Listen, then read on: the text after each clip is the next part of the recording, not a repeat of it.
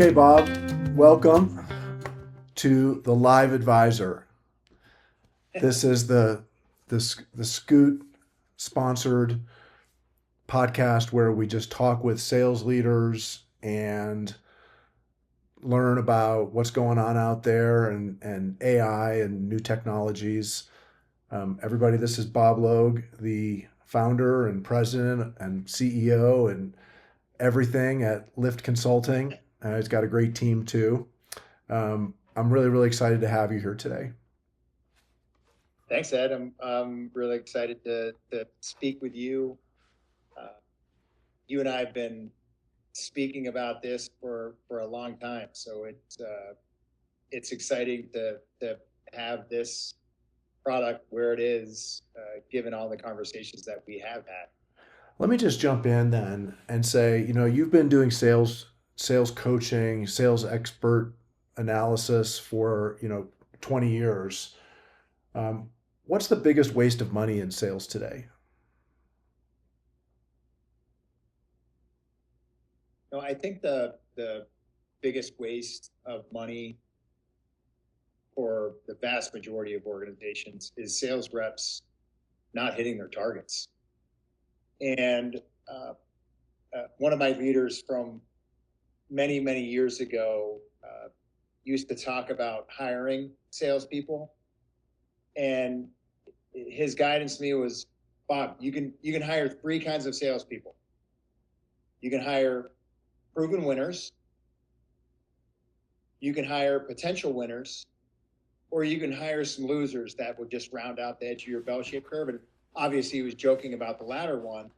But in today's environment, if you think about hiring proven winners, as sales executives in large organizations, hiring a proven winner is expensive.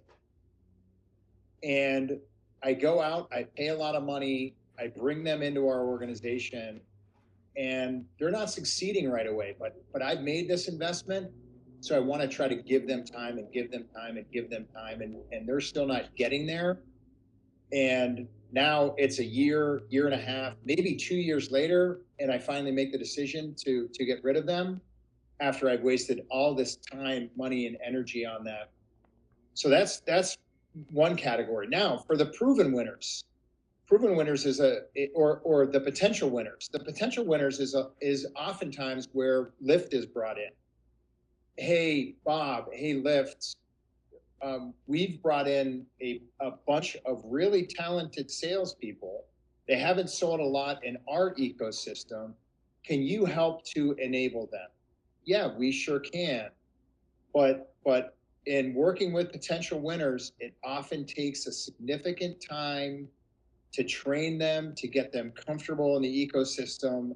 And so now your ramp up time or your time to proficiency for those folks, that might be 6 months or 9 months. So when I combine not getting the most value from my proven winners, and I combine that with not getting my potential winners up to speed quickly, I'm losing a lot of money. A lot of time too. Yeah. So Live Advisor, that's what we're here to talk about. I'm recording this in Scoot and I'm seeing the Live Advisor. It thinks you're a prospect of mine because it's a sales focused tool. So it's not giving me any advice on the podcast itself, but I do have it running. When you saw Live Advisor for the first time, what surprised you about it? Uh, um, I was blown away.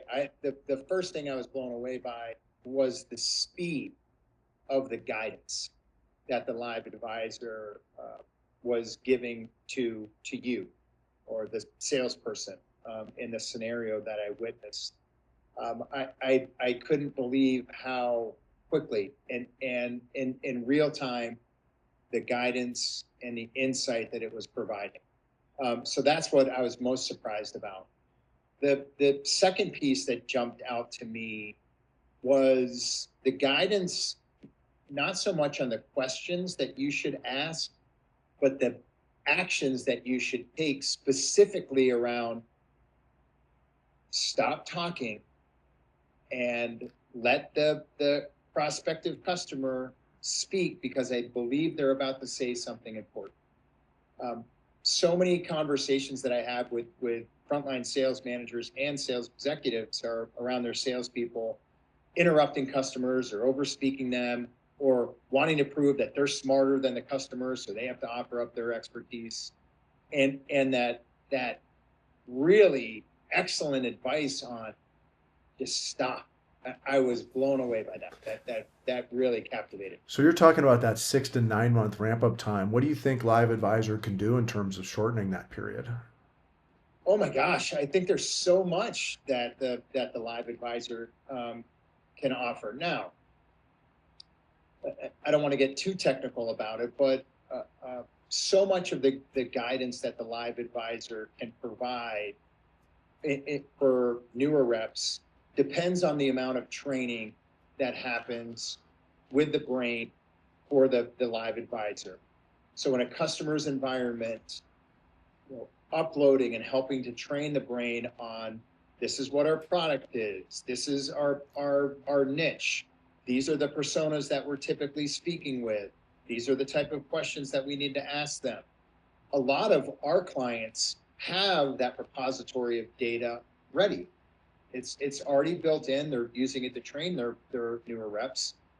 So if they're able to upload that into the training process, now a new rep can literally get on a call without a training person, without training wheels, without their leader, and there's someone there, the Live Advisor, that's there next to them that's going to stop them from failing. And so now, where it might take me 6 to 9 months to be comfortable with setting them off on their own, really, we should be able to do that within a month with a representative. And you're not going to be by yourself. I promise you're not going to be by yourself.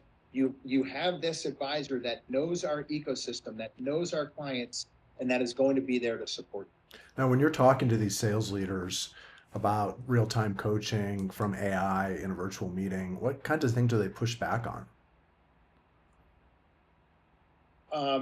Well, I need to be candid with you. I've had 20, 30 conversations with sales leaders since you and I talked, and the product was at a point where we could actually discuss it.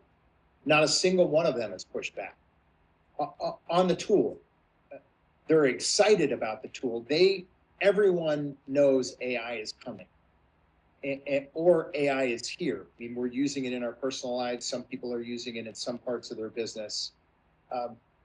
So seeing this real time, that it's able to provide accurate advice and helpful advice, they're over the moon. Now, they do have some concerns around privacy. They do have some concerns around the integrity of their data being protected. But in terms of leveraging this tool to help coach and guide their salespeople, they're not concerned about that at all. They're excited about that. Yeah, it's a something that we hear too, and companies want to know if they've developed special sales methodologies, do those translate over? Are you giving them to other companies? And we don't do that any more than we separate the data no matter what kind of data it is. Usernames and passwords are separated, and conversational data and everything is separated. That's an important concern, but it's not something that we think a lot about, because it's pretty straightforward, and we have the security audits and so on that make sure that stuff gets done the right way.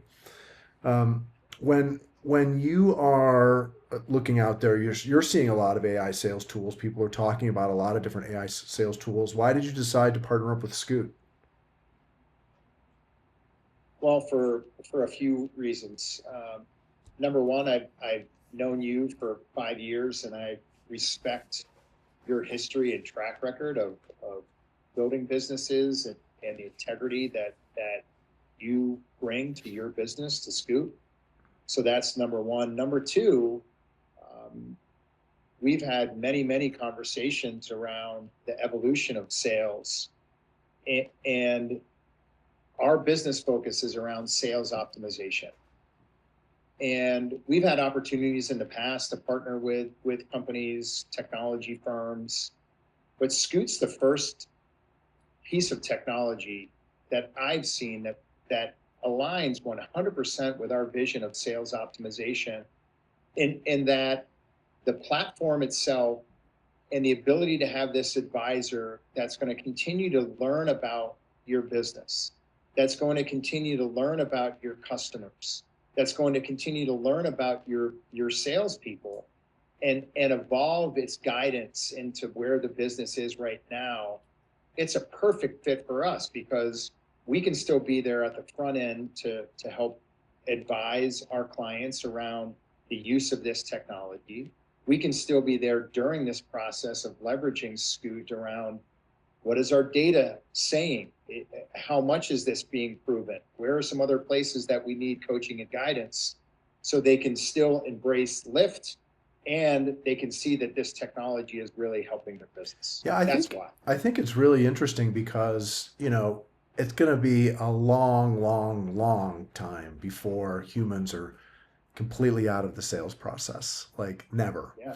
There's always going to be supervision of robots, supervision of AI agents, and that means that salespeople are still going to be involved. And of course, the bigger a sales opportunity gets, the more important that supervision is. So you might buy something for $5 from an AI agent, but you're not going to buy something for $5 million without a human supervising what the heck is going on. There's legal, there's all kinds of things. So really, I think Lyft is so perfectly positioned because that intersection, you know, yeah, the reps need AI help, but the reps are still there and they still need training. They still need to be optimized, right? It's like they don't go away and you don't want to forget about them because they're still really important. Yeah, that's great that you bring that up, Ed, and that's another place where you and I are aligned. Um, the AI sales advisor, this live advisor, is going to give you guidance.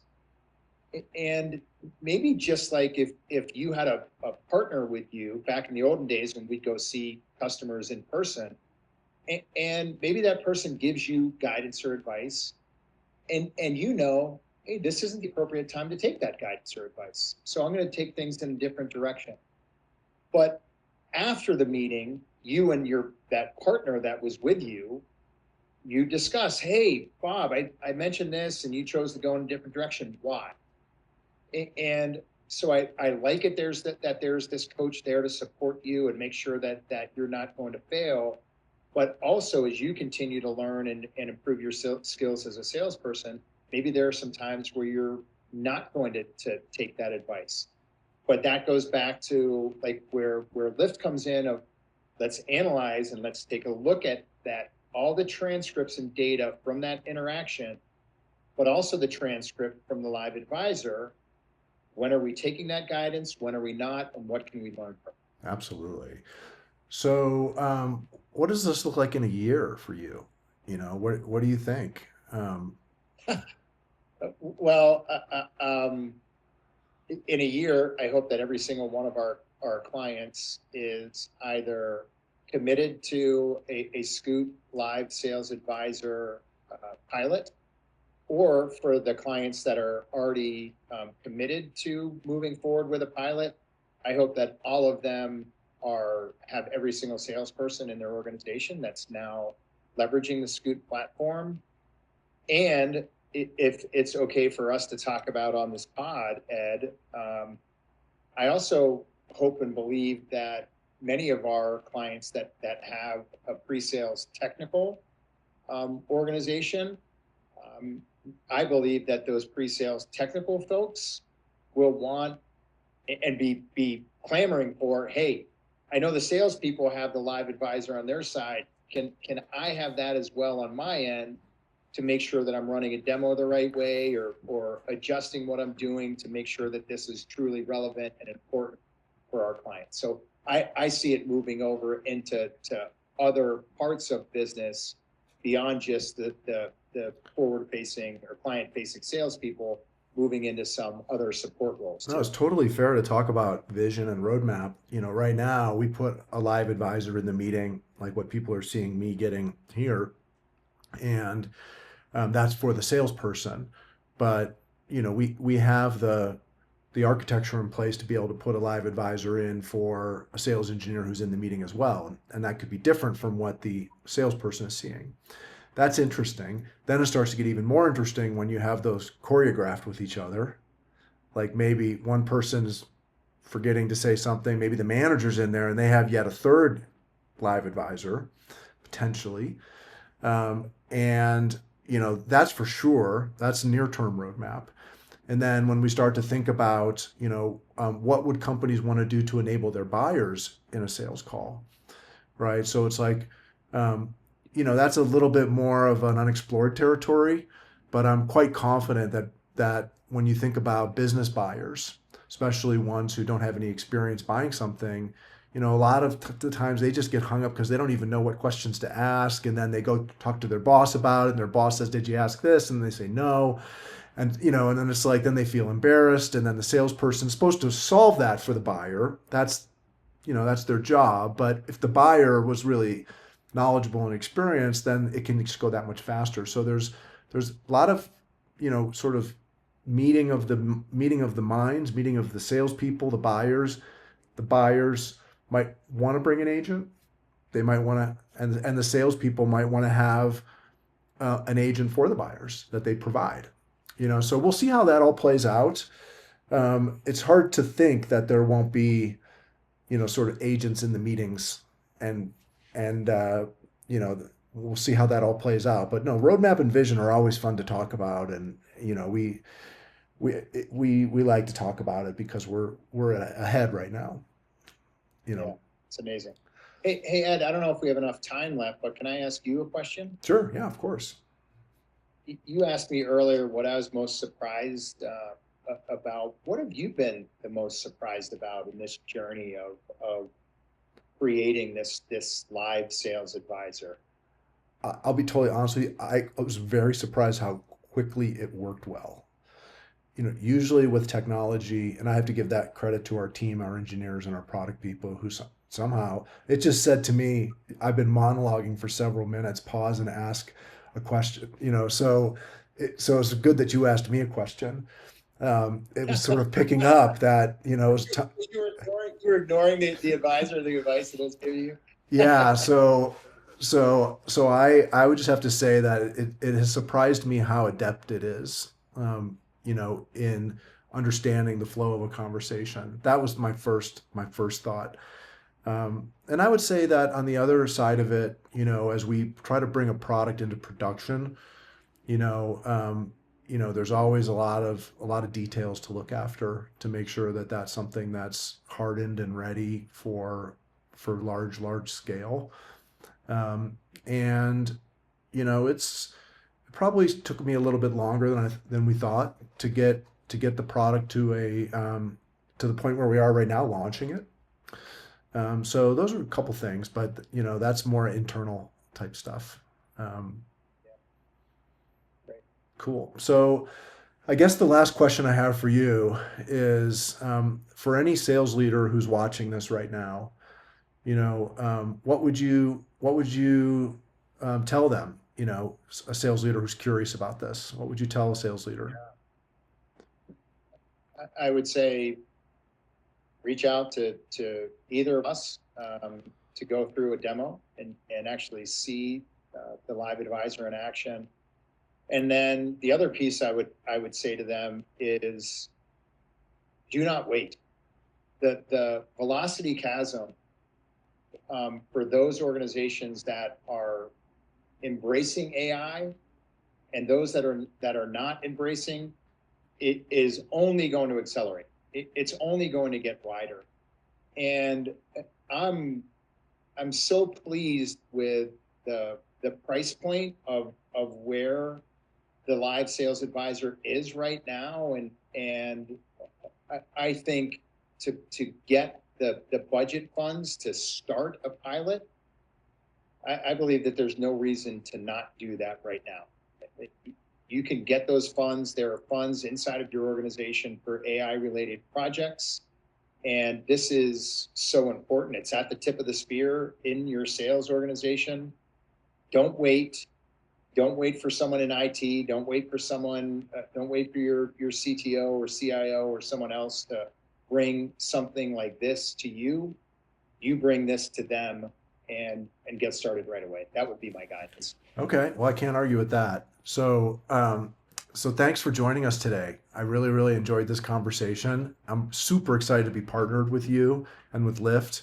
One thing we didn't mention at the beginning is, it's so important to have a network and partners who are able to implement change and to help salespeople figure out how to use things. If you have a sales force of 50 people, you're not just going to like send them an email and say, use this tool.